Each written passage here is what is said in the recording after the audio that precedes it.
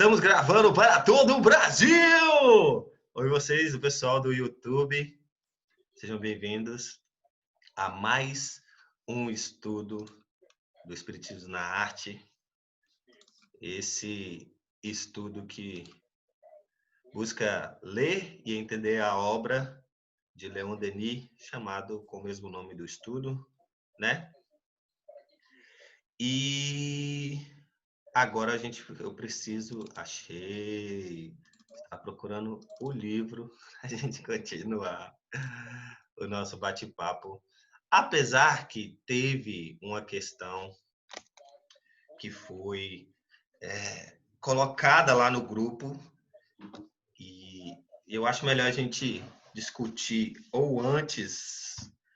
Na verdade, eu achei melhor abrir para o grupo para saber se todo mundo gostaria de discutir sobre aquela questão, né? Ou como discutir essa questão, o tempo e tal, né? A questão foi colocada por quem foi? Pela Luísa, não foi? Luísa não, foi. Alguém lembra? Você lembra, Jordã? Vou ver aqui agora.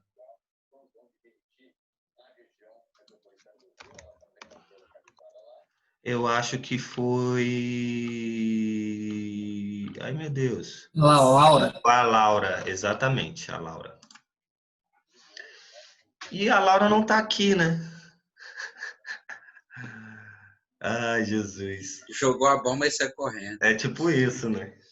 Ai, tá. E aí, agora, na minha opinião, sem a Laura, eu acharia interessante a gente postergar para o final, se ela chegar, ou para a semana que vem, né? O que vocês acham? Então, tá bom. Então, vamos seguir o nosso estudo. Gente, eu acho que as pessoas estão entrando aí devagar, porque tinha muita gente. Tinha 17 pessoas e agora... Aí, tá entrando devagar. Calma aí. Oh, Deus, o que está acontecendo? Isso ao vivo, né? Ao vivo para todo o Brasil, a gente fazendo esses troços. Eu Pronto. posso fazer o convite enquanto isso? Pode. Muito bem. Desculpa, Lê. Desculpa. Pode sim. Letícia quer fazer um convite muito especial para vocês. Gente, algumas pessoas aqui presentes fazem parte de um grupo no Instagram chamado Jovens Protagonizando. E a gente está fazendo uma ação para tentar propagar um pouco de amor e respeito nessa quarentena, porque a gente acha que está precisando. E com isso a gente está usando a arte. Então a gente está fazendo uma coreografia com a música de Nando Cordel, o Namastê. E aí, se vocês quiserem participar, vocês estão super bem-vindos. Qualquer coisa, depois eu mando o videozinho da coreografia lá no grupo. E quem quiser participar, pode encaminhar o vídeo para mim, que a gente vai estar montando um vídeo geral. Muito, muito bom. Aliás, o meu vídeo já está lá. Já mandei o meu vídeo lá fazendo Namastê. Uma música famosíssima, né? Meu coração te diz Namastê, meu coração deseja muito amor. Muito boa, muito boa. É isso. Obrigado pelo convite. Obrigada eu por essa abertura. É isso mesmo. Espero que vocês comprem essa ideia para a gente poder fazer um vídeo bem bonitão. No final, posso fazer um convite também? Claro, deve fazer o convite. Todos. Você sabe qual que é já? Eu não sei mesmo, não. Não? Você saberá, então. Vai ser importante. No final. Todo mundo tá vendo aí? Hoje eu estou sem a minha auxiliar de levante a mão. Então, tenta levantar a mão aqui que aparece para mim e eu vou tentar organizar aqui as nossas questões para falar, O Bruno né? está como co-anfitrião também. Será que ele não consegue ver? Não, mas eu acho que dá para ver que se vocês conseguirem fazer a questão do levantar a mão, eu consigo ver a ordem aqui certinho, gente. É só a gente realmente utilizar o recurso que eu consigo ver aqui, tá bom? Vamos lá. Então, a gente parou aqui, né, nessa discussão. Assim como na Terra, a música representa a arte viva, pá. Relembrando que esse tópico é sobre arquitetura na Terra e no espaço, a catedral terrestre e a catedral fluídica. Vamos lá. Porém, enquanto que no âmago dos espaços o espírito modela a sua vontade a matéria fluídica e lhe dá as aparências, as cores, os contornos que lhe agradam em nosso planeta, a matéria opõe mais resistência à vontade do homem. Às vezes, são necessários longos e pacientes esforços, um trabalho persistente para dar ao mármore, ao granito, a expressão da beleza. Eu vou seguindo, qualquer coisa eu estou vendo a mão aqui levantada, tá, gente? Enquanto que na Terra a catedral tomada como modelo da arquitetura é a obra paciente de uma coletividade laborosa, no espaço é obra, né, na verdade, é a obra particular de um mestre que, instantaneamente e a seu bel prazer, pode edificá-la ou destruí-la, auxiliado somente por um grupo de alunos que procura assimilar e imitar sua ideia criadora. Monumento é uma obra da multidão humana, o trabalho de séculos, né? Então, a gente pode perceber o quanto nós, quando desencarnamos e temos o controle sobre a matéria no mundo espiritual, nós conseguimos fazer as artes muito mais rápido, prático, né? E de forma até mais individual, né? Aqui na Terra, nós precisamos de anos e anos para construir algo arquitetônico. A gente pode dizer pelas pirâmides do Egito, entre outras obras, né? A Torre Eiffel, que é um trabalho realmente coletivo de várias pessoas por muito tempo e que demanda realmente muito trabalho, coisas específicas para construir algo aqui na Terra, sendo que lá no mundo espiritual, não que não dê trabalho, eu acho, creio, né? Mas quando se sabe manipular melhor a matéria lá do outro lado, as coisas são facilitadas ao extremo, assim, tendo como tendo um autor muito mais facilidade para criar as suas obras e poder expor elas lá, né? É interessante que talvez até seja não à toa que aqui na Terra a gente tem que ter esse trabalho mais coletivo, né? Para a gente poder ajudar um ao outro a construir algo tão grande, né? E lá do outro lado a gente não precisa, porque aqui na Terra a gente, de fato, eu estou inventando isso, tá, gente? Eu estou imaginando aqui, tentando calcular as coisas aqui, porque aqui na Terra, de fato, a gente precisa um do outro, né? A gente está aqui para isso, para poder ter essa convivência social, buscar essas questões que só no trato do humano com o humano a gente consegue ter, né? Só na Terra. E é interessante que às vezes a gente esquece disso, né? Tipo, eu estou aqui na Terra como se estivesse no espaço, né? No mundo espiritual.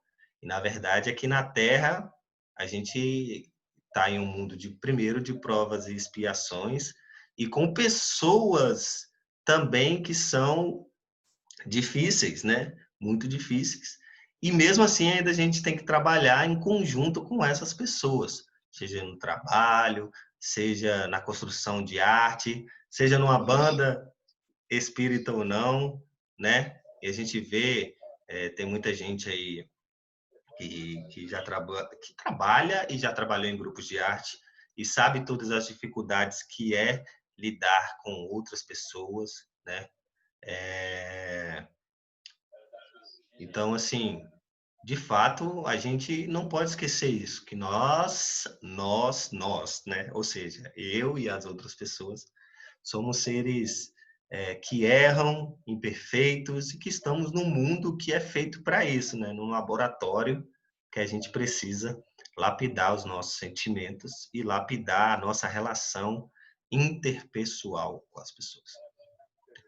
O Bruno levantou a mão.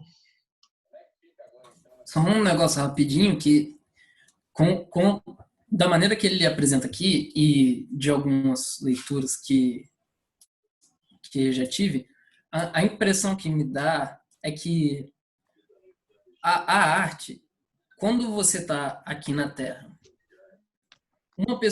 você precisa de uma pessoa para idealizar, mas você precisa de muitas pessoas para construir.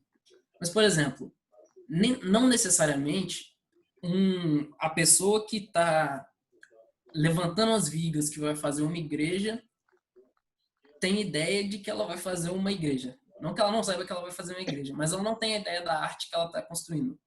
Muitas vezes aqui na Terra, a gente fica apegado, às vezes, ao quê? A parte da matéria, ao movimentar a matéria, a colocar os tijolos um em cima do outro para criar as coisas. Lá no plano espiritual, isso já não é tão necessário assim, porque lá a simples vontade já vai agir como as nossas mãos, como ele mesmo falou em alguns capítulos, não sei se é capítulo anterior, mas antes disso aí. Então, tipo, lá, lá para a arte acontecer, você precisa apenas daquele que está tentando criar a arte. Aqui não, como a gente precisa movimentar a matéria, a gente precisa de muito trabalho físico. E nem sempre esse trabalho físico está atrelado diretamente à arte.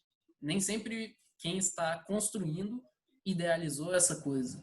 Então, a diferença é que lá é necessário muito mais uma conexão com o espiritual, uma conexão com o mais alto para você poder criar arte. Aqui não. Aqui a gente precisa do labor físico, do esforço físico para a gente poder trazer as coisas para cá. O labor físico também junto, é claro, com as inspirações que vêm do alto. Então, talvez isso seja uma das diferenças. Realmente, cara, algumas vezes isso é certo. E tem uma outra questão também, além disso. Não é só, às vezes, a pessoa não sabe o que está fazendo, né? Na verdade. Às vezes ela não quer fazer aquilo.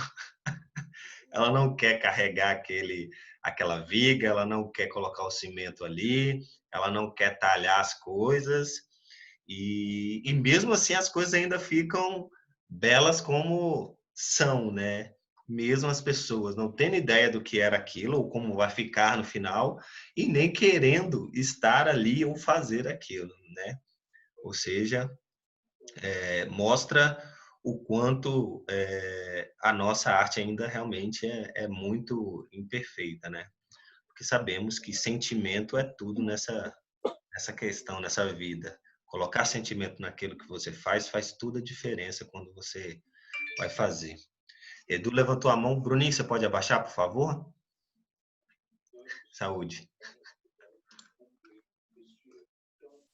Então, essa história me fez lembrar história que eu vi uns 20 anos atrás, de dois pedreiros, que um vivia feliz e o outro triste. E os dois estavam construindo na época lá, acho que era a Catedral de Notre Dame, uma coisa assim. E aí foram perguntar pro cara que estava triste por que ele estava assim, qual é a sua função, o que você faz?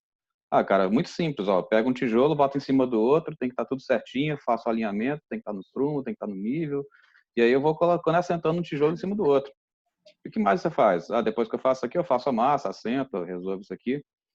E fechou. Então, a função dele, praticamente, ele conseguia ver o que ele estava fazendo ali. Foram perguntar para o outro pedreiro por que ele estava feliz, ele falou, ó, por que você está feliz? Cara, eu estou construindo a catedral da cidade. E isso que eu estou construindo aqui vai ficar para a eternidade. Então, eu não tenho por que não estar feliz com isso. Então, a postura diante daquilo que você está fazendo é que faz toda a diferença para quando você enxerga alguma coisa artística ou não. Eu fico, às vezes, quando você estava falando de que a coisa fica bonita, mesmo que a pessoa que participe não esteja enxergando aquilo, às vezes até dói de pensar que a pessoa fez forçado, sabe? Tipo os escravos que fizeram as pirâmides, né? Eu fico me perguntando até que ponto que essa arte que a gente pode contemplar hoje é feita com sacrifício. Eu penso nas crianças chinesas, por exemplo. Fazem coisas belíssimas, lindíssimas, mas que à custa de muita disciplina, que passa do ponto do prazer, da satisfação de fazer aquilo. As pessoas que costumam desvirtuar o sentimento sublime da arte, elas ficam muito mais preocupadas em não errar do que em acertar. Então, quando eu estou tocando alguma música preocupado em errar algum acorde, eu não sinto aquilo, não reverbera, não funciona e não flui. Quando eu estou sentindo e me permito, inclusive, essa oportunidade de saber que eu sou imperfeito, que eu vou fazer o meu melhor conforme minhas forças, mas sem me cobrar mais do que eu sou, eu acho que a coisa melhora e muda de figura. Então, enfim, resumindo, o que eu queria falar é que eu acho que faz diferença a nossa postura diante daquilo que a gente está contemplando. Com certeza, Edu, com certeza. E quase que não ficava para a eternidade, imagina. A Catedral de Notre Dame. Quase, quase. Jesus amado. Alguém levantou a mão? Jordão!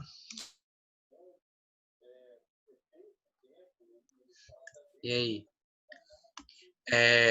Eu gostei muito dessa fala do Edu e também do Bruninho anteriormente, mas a do Edu ela me marcou de uma forma que eu acho que a gente podia puxar para um outro tópico também, que eu acredito que tem a ver com a arte espiritismo. Porque a nossa postura diante de como a gente tem feito a nossa arte e aquilo que vai tocar os outros, seja qual for o tipo de arte, ela tem muito a ver também com quanto a gente está em paz consigo, sabe? Conosco, na verdade. O quanto a gente está se permitindo essa busca por equilibrar nossas emoções, por nos entender e tudo mais. Porque a arte, na realidade, ela é uma expressão do espírito. E sendo expressão do espírito, ela passa por tudo aquilo que a gente tem sentido, a gente pensa e a gente vive enquanto mundo, sabe? Então, se você botar assim artistas diferentes para fazerem, às vezes do mesmo tipo de arte, músicos, falar do amor, você vai ver que cada um fala de uma forma diferente. Alguns têm uma forma mais dolorida de falar, outros têm uma forma mais sublime de falar. Tudo depende da nossa experiência. É interessante, né? Como nesse próprio exemplo da catedral, ela é reveladora do quanto a pessoa está em paz ou satisfeita consigo.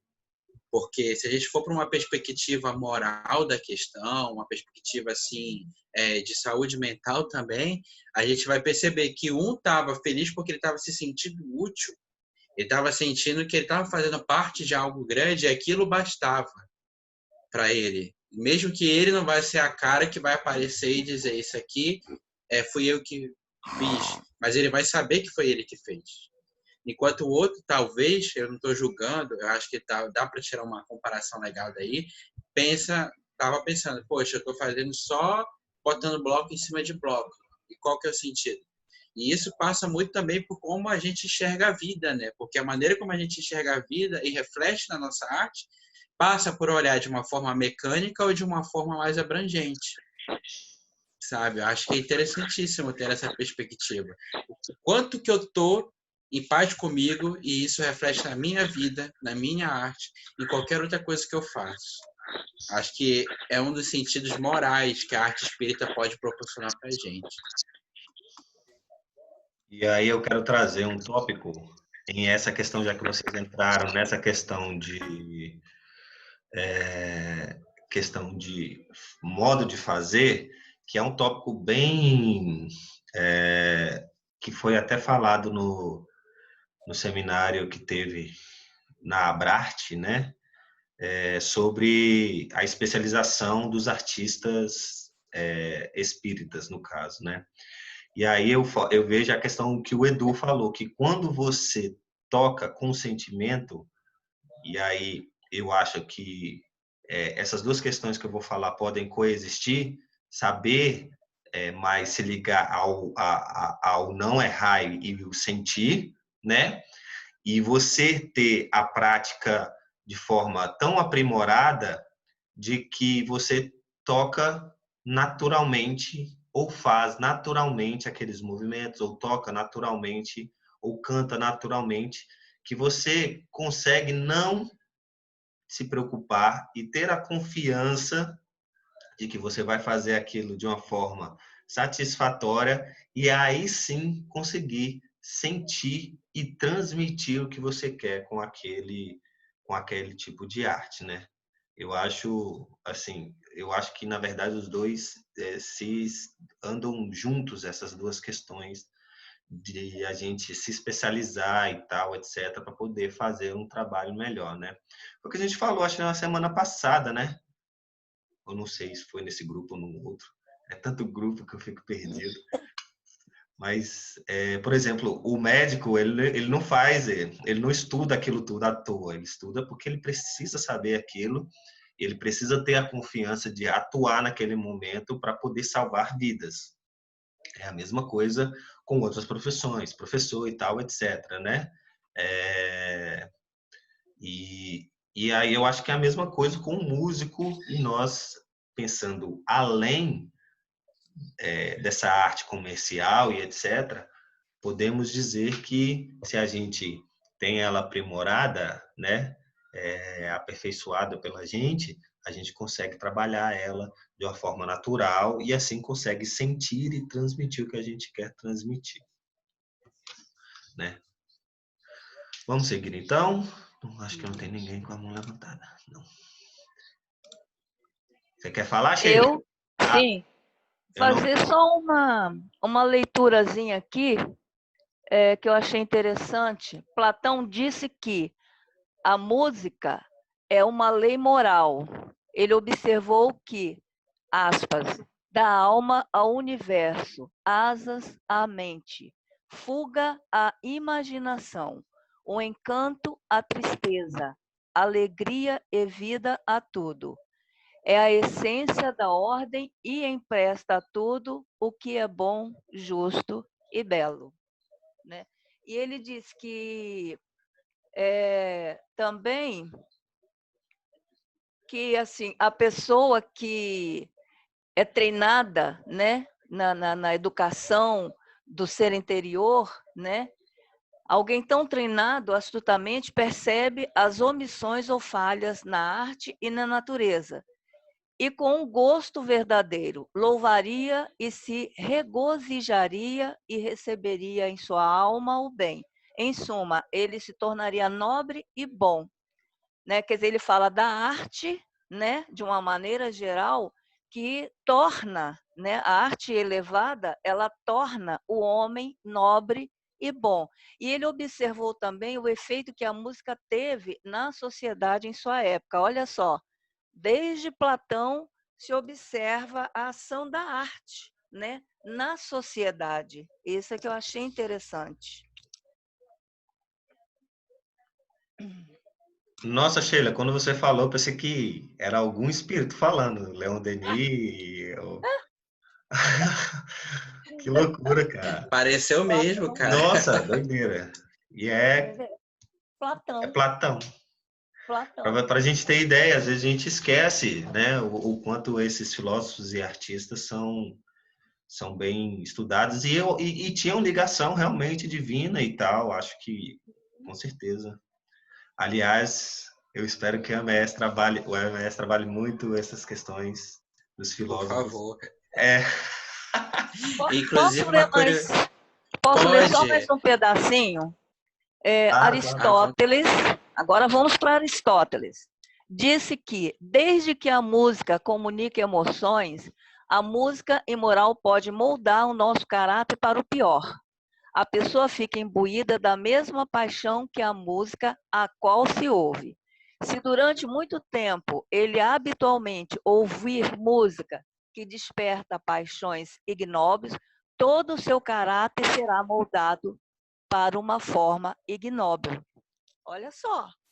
Nossa Senhora! Ele escreveu isso em 2020 ou foi em... Não, para a gente, assim, nós que lidamos com a arte, ver a responsabilidade, né? O compromisso que a gente tem quando vai, né, fazer alguma coisa. A gente é muita responsabilidade, muito compromisso do que a gente vai passar para as pessoas, não é verdade? De fato, muito, muito legal. Obrigado, Sheila.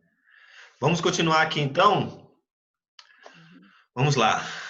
Eis porque, em sua majestosa unidade, simbolizam o pensamento de um povo, o gênio de uma raça, a alma de uma religião. E isso é super interessante, mas vamos continuar só até aqui. Foi a fé, foi o entusiasmo, foi um espiritualismo ardente que erigiu em direção ao céu essas Bíblias de pedra. Olha só que interessante. E nessas obras colossais, o invisível tem o seu papel. Ele pensa com o arquiteto, medita com o artista, trabalha com o artesão e o pedreiro. Assim, são edificados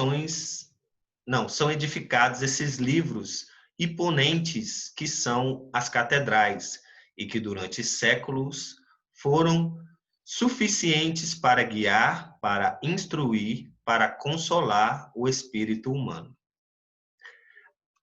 Aí eu quero parar por enquanto aqui para a gente ter a noção só queria falar, que às vezes a gente esquece que, como ele falou, as coisas são guiadas por pessoas do outro lado, né?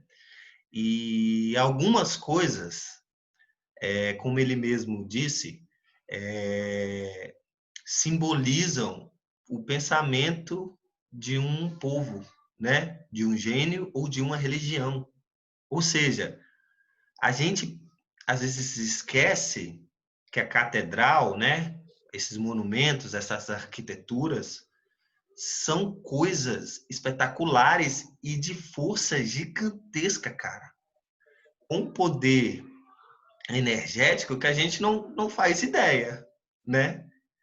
Porque a gente esquece o quão importante essas obras são para algumas religiões, para algumas culturas e para alguns povos, né?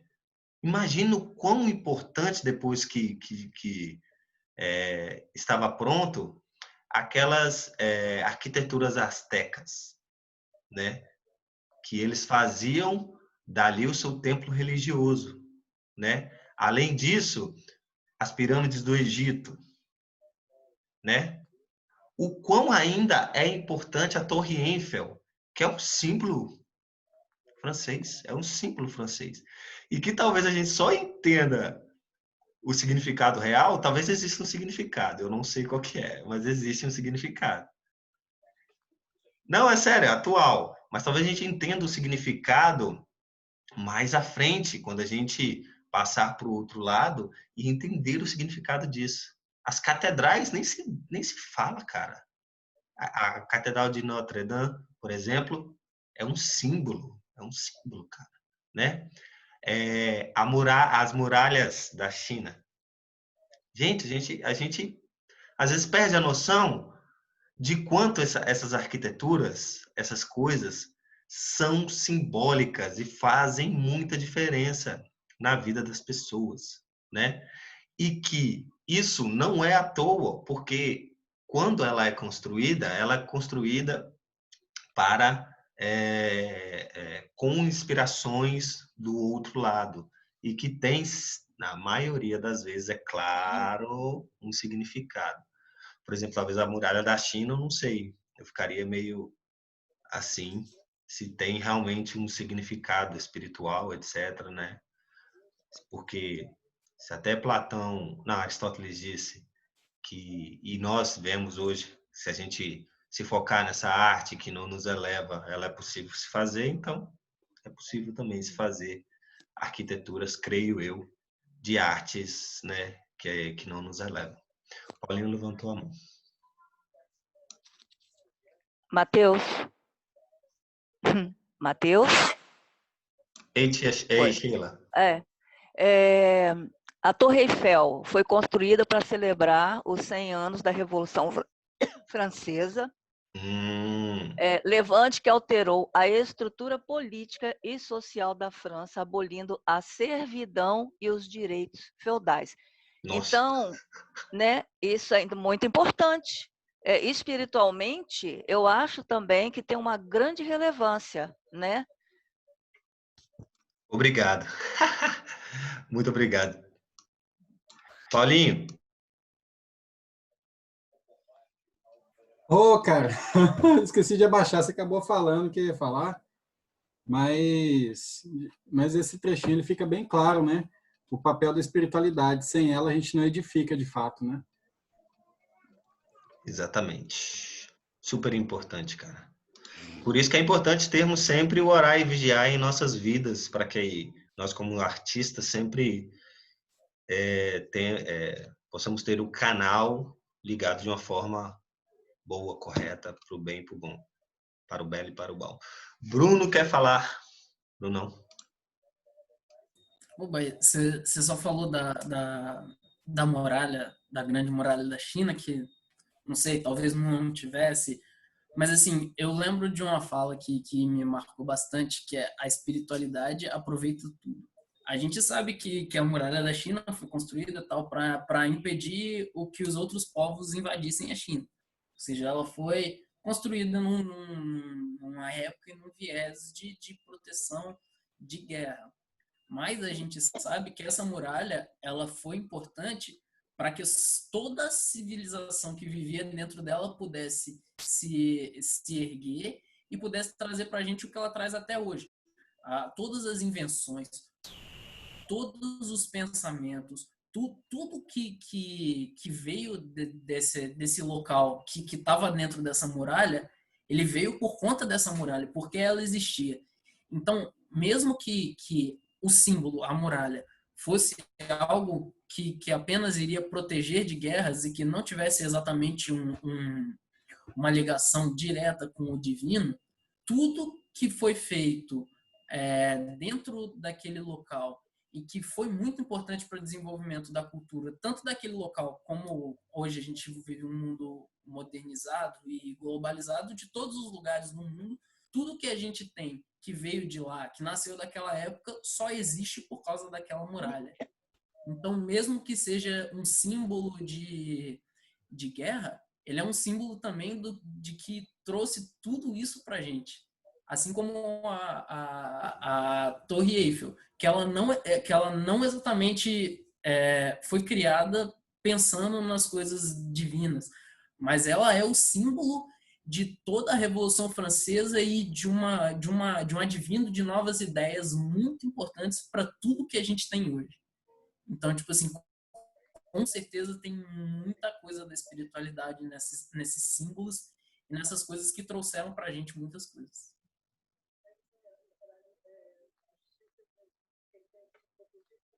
Muito legal, muito bom. Show de bola. Sensacional, né? Cheguei a arrepiar agora aqui, galera.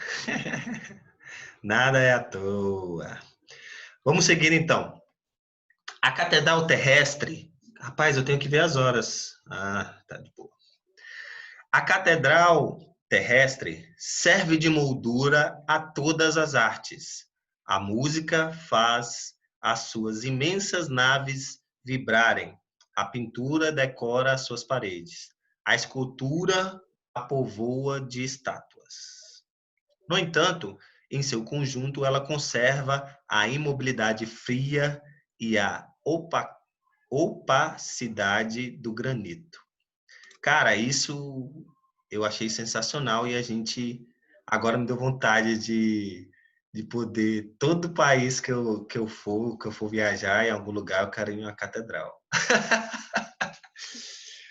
Porque eu não tinha parado para pensar essas coisas. A catedral, de fato, é uma moldura para as outras artes, né? Até as igrejas mesmo, normais, assim, tem muitas artes belas, muito bonitas. Da minha cidade, a Igreja Católica fez uma redecoração com um artista local. Cara, ficou sensacional a arte, cara. Sensacional. E às vezes a gente não percebe isso, né, cara? E assim, eu não sei, acho que aqui no Brasil, alguém pode me dizer aí se tem catedrais muito importantes e muito emblemáticas, mas em outros países tem catedrais assim que você entra e fica deslumbrado assim, sabe? E provavelmente eu quero, antes de partir para o outro lado, visitar essas catedrais, né? Porque hoje a nossa conexão com o mundo está muito mais acessível, as pessoas conseguem ir para outros países de forma muito mais tranquila do que era antes. Então, ir mais rápidas, né? E aí, eu sinceramente quero poder vivenciar essas coisas. O Bruno levantou a mão, depois a Sheila vai falar também. Não, só que você perguntou das catedrais do Brasil. As catedrais de Ouro Preto são uma coisa de outro mundo. São fantásticas. É muito... É até bizarro quando você entra. É um negócio de outro planeta. Era exatamente isso que eu pensei a mesma coisa. No Brasil, eu não sei se tem catedrais, mas o que tem no Brasil são as igrejas do período colonial, que elas são fantásticas. Aqui, por exemplo, tem em Vila Velha, tem em Vitória, tem umas duas, né? Tem a Igreja do Rosário, né? Tem em São Mateus também tem a Igreja dos Reis Magos. Então, realmente, o Brasil tem igrejas fantásticas com arte, né? Como você falou, em Ouro Preto tem as igrejas lá que foram as estátuas do Aleijadinho, né? A decoração da época colonial, realmente, assim, eu gostaria de ver. Aqui na Prainha, em Vila Velha, tem a Igreja do Rosário. Ela é linda, é linda. Nossa, é verdade, Sheila, o Aleijadinho, cara. Nossa. É porque às vezes a gente é muito europeizado, né? Assim, esquece o valor que a gente tem aqui no Brasil, gente. Olha. Verdade. Ouro Preto é tão próximo aqui, ó. Próximo não, né? Mais ou menos, mas assim, né? Comparado a outros países, com certeza. A Laura levantou a mão. Então, a Sheila estava falando e aí eu estava até comentando aqui com minha mãe. Aqui em Sergipe, a gente tem uma catedral realmente no centro da cidade, né? A praça, ela tem uma catedral. E aí eu até já entrei algumas vezes, é belíssima por dentro, mas ela é realmente assim extremamente diferente das igrejas, né? Ela fica realmente no ponto turístico e tudo mais.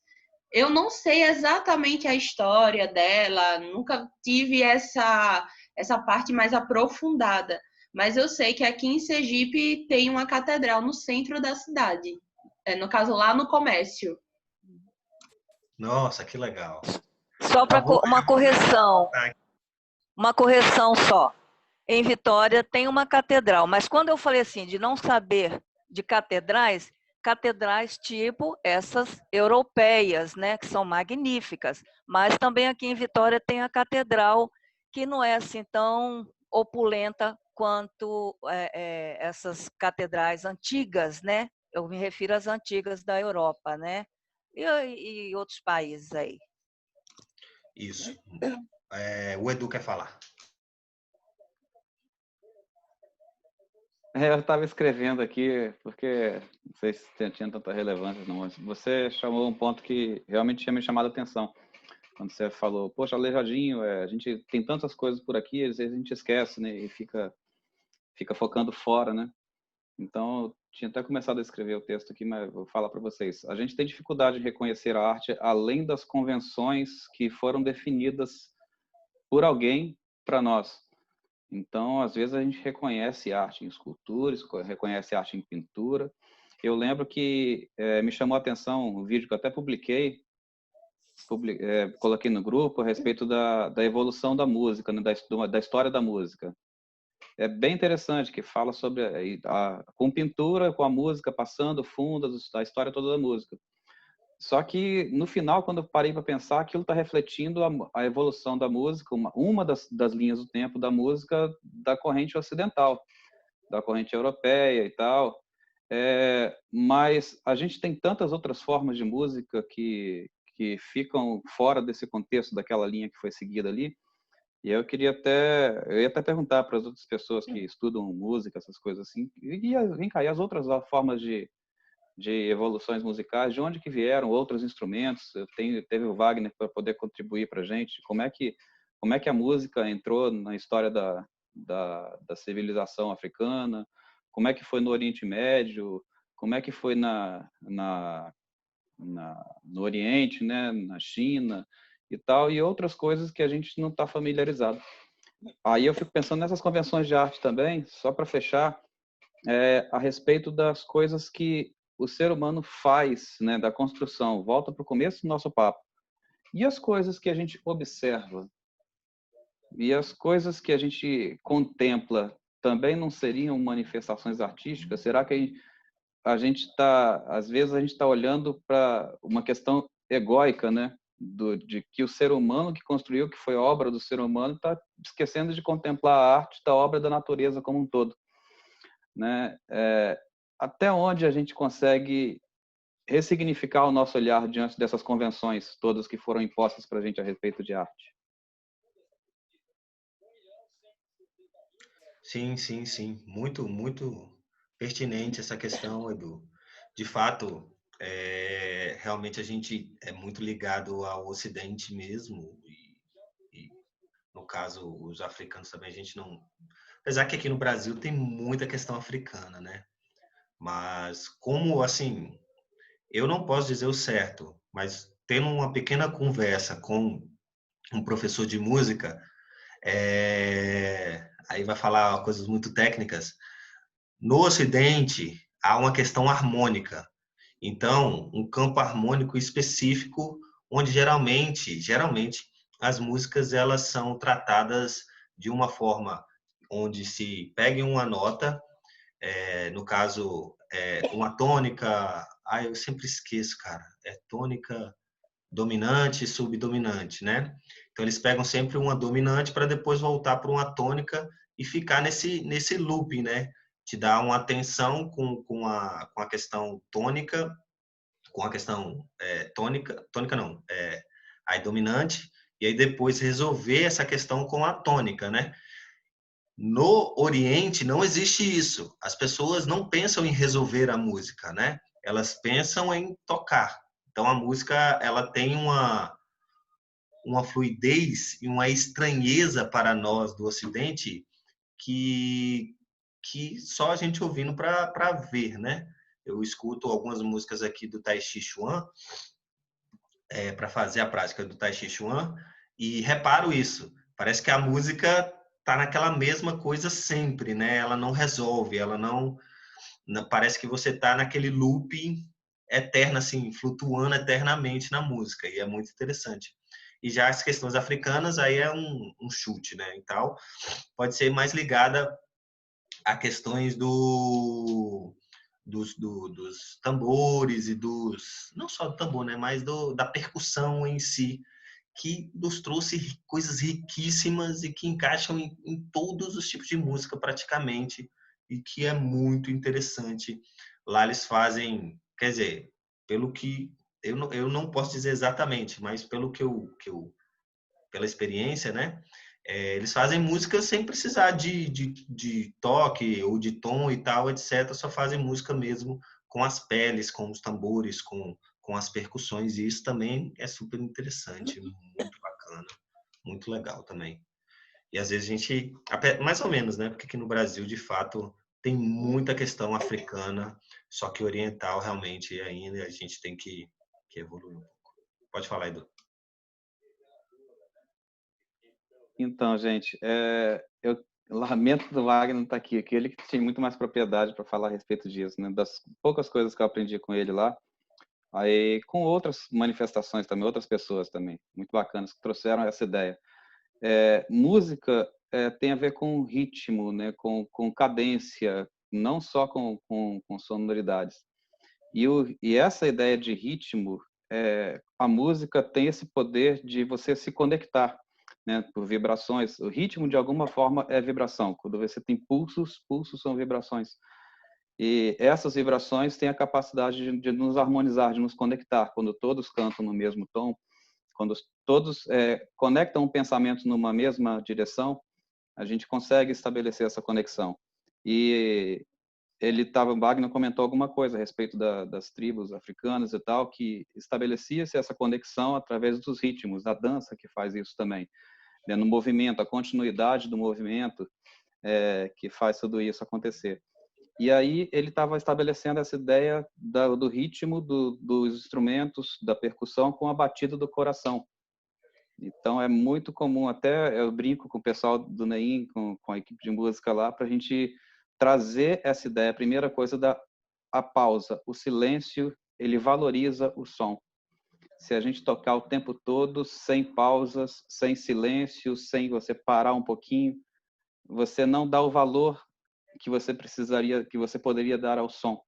Então, saber aonde parar e aonde agir, fazer os ciclos acontecerem, é legal.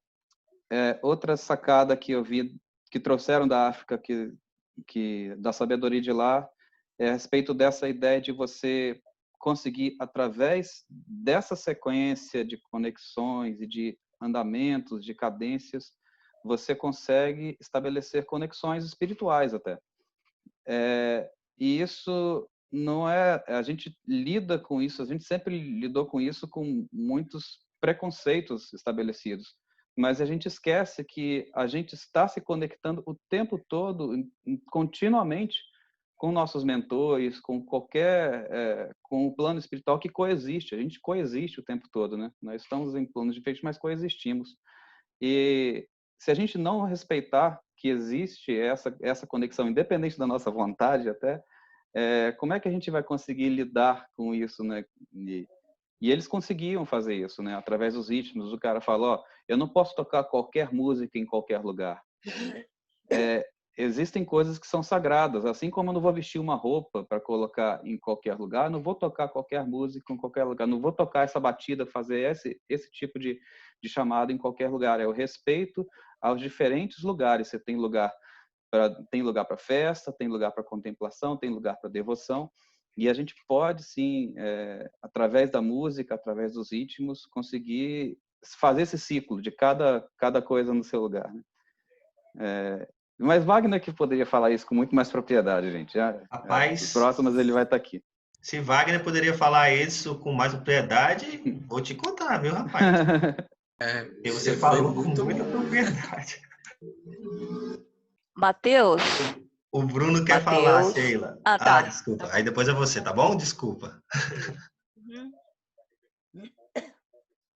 Não, só ia falar que enquanto eu ainda estava tendo aula, lá em São Paulo ainda, teve uma apresentação de um grupo africano que era música com dança, que era um negócio muito incrível. Eles montaram um palco que faz aqueles que faz barulho quando você pisa. Eles botaram botas muito grossas que quando você batia fazia muito barulho. E eram 6 ou 7 pessoas e todos eles, a rítmica, eles faziam a apresentação tanto musical quanto dança muito muito mais com o ritmo dos pés batendo, com o som que fazia da percussão deles batendo no chão com aquelas botas, do que com a voz, porque a voz deles era muito para marcar, assim, e a apresentação era quase toda aquela percussão, aquele som que eles faziam todos eles juntos, com passos muito bem marcados, era um negócio muito, muito diferente, muito maneiro. Então, assim, não sei se é em todos os lugares, mas a experiência que eu tive com esse grupo, que eu acho que era da Angola, que os caras são muito bacanas e muito maneiros, desse muito da percussão, da rítmica, da voz sendo um comandante para você poder apreciar a dança que vem muito junto com a percussão e a música. Muito obrigado, Brunão. Valeu. Sheila. Posso?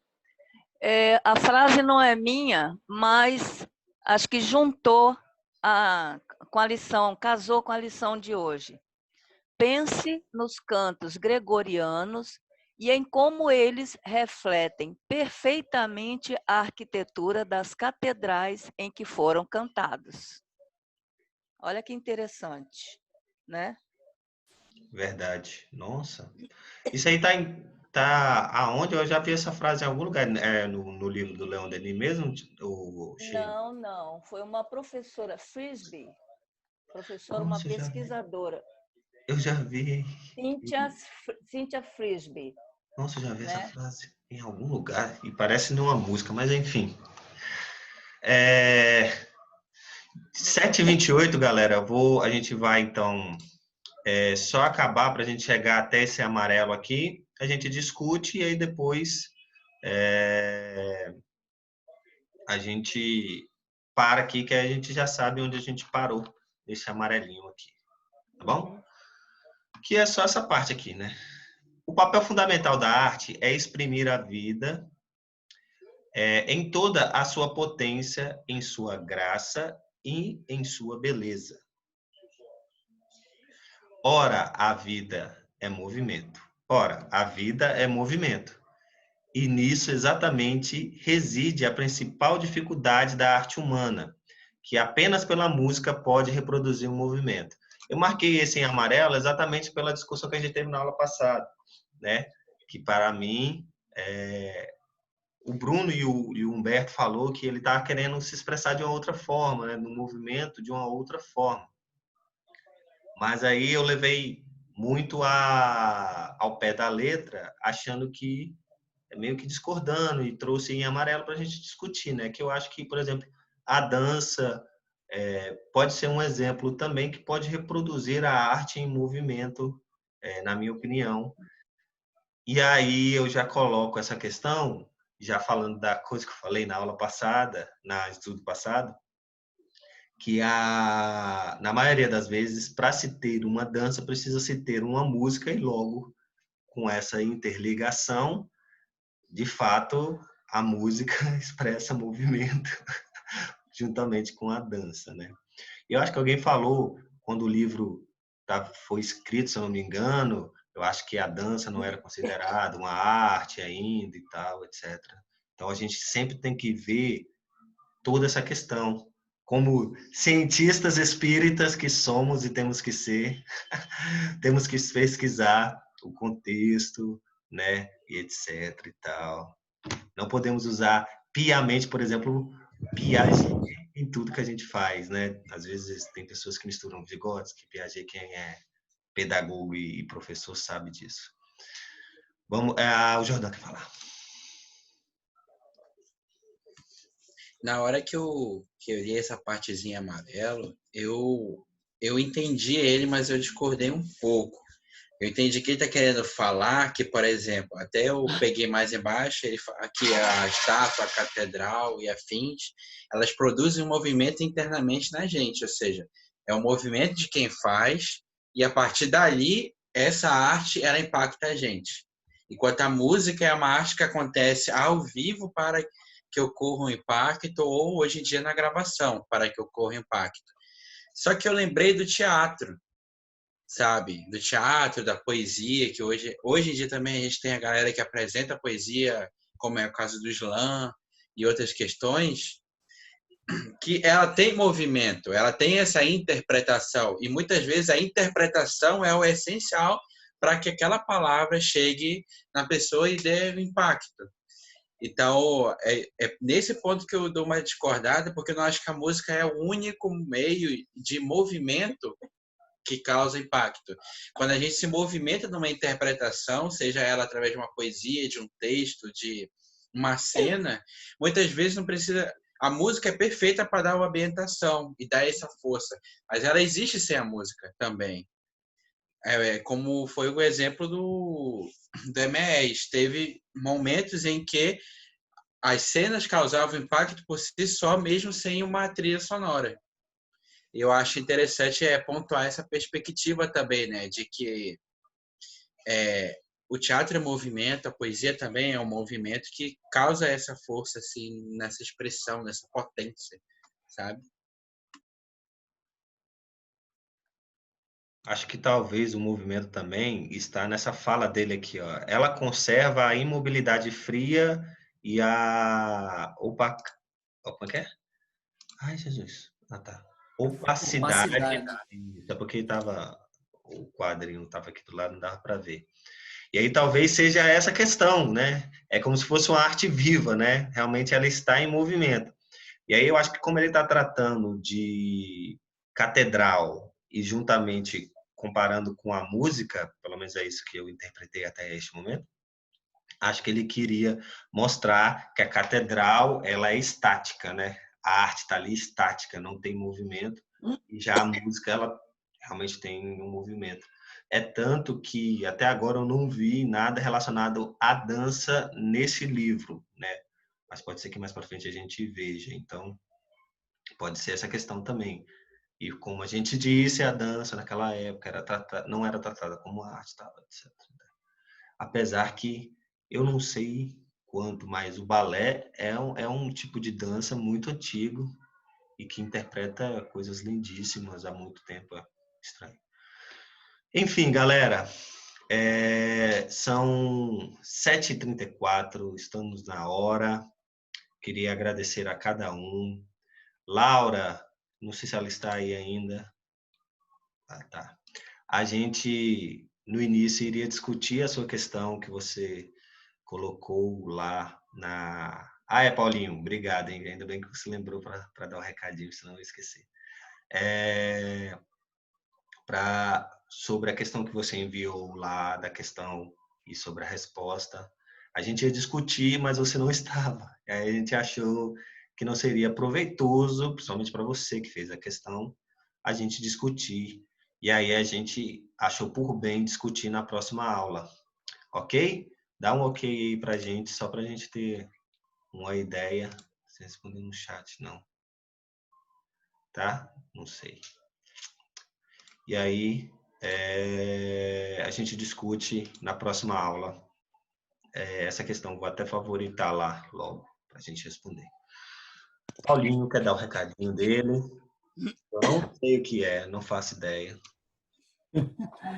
Você vai ser pego de surpresa agora. Pessoal, olha só. Sexta-feira agora a gente vai realizar uma live, uma entrevista exclusiva com Matheus Lisboa, direto de Vila Velha, Espírito Santo. Vamos tratar de espiritismo na arte. Convido vocês a irem lá no Instagram, seguirem a página alegria.mt. É facinho, ó. Vai logo antes que você esquece. alegria.mt. Tá bem? Segue lá a gente, porque sexta-feira, às 21 horas, no horário de Brasília, a gente vai fazer essa entrevista exclusiva. Vai ter música, vai ter um papo bem legal, viu? Vai ser muito bom. Vocês não podem perder. O tema Espiritismo na Arte, com Matheus Lisboa. Não sei se vocês conhecem. Ai, Jesus amado, vou te contar. Maurício! Vai ser uma entrevista crocância total! Maurício, você não sabe, a gente está encerrando o nosso estudo agora. Puxa vida. Não deu para chegar antes, mas foi bom para já prestigiar esse grupo aqui. Ah, delícia Só para demais. pegar energia já tá valendo. Maurício, você ia gostar hoje das discussões, porque falamos sobre Platão, Aristóteles, rapaz, e parecia quando a Sheila leu, parecia que a gente estava lendo Leon Denis, Allan Kardec, e essas pessoas, mas não, era Platão e Aristóteles. Vou querer ouvir, eu vi que tá gravando aqui, né? Então, vou acompanhar direitinho. Muito bom. Maurício, muito obrigado. Obrigado a cada um. Alguém gostaria de fazer a nossa oração para a gente poder encerrar neste momento? Eu posso fazer. Muito bem, obrigado, Paulinho. Senhor Jesus, te agradecemos, Senhor, por essa oportunidade de estarmos juntos, estudando um pouco, Senhor, sobre a arte. Abençoe, Senhor, nossa caminhada para que utilizemos todo esse conhecimento em favor da evangelização das almas. Que o Senhor possa sempre nos intuir e nos manter fortalecidos nessa caminhada. Graças te damos por tudo e que assim seja. Que assim seja. Que assim seja. YouTube, não esqueça de curtir, se inscrever na página, compartilhar, mandar para os amigos. E é isso. Clique no sininho. Ativa Clique no sininho. Sigam nas nossas redes sociais. Aqui embaixo. Aqui na descrição. Em algum canto dessa tela.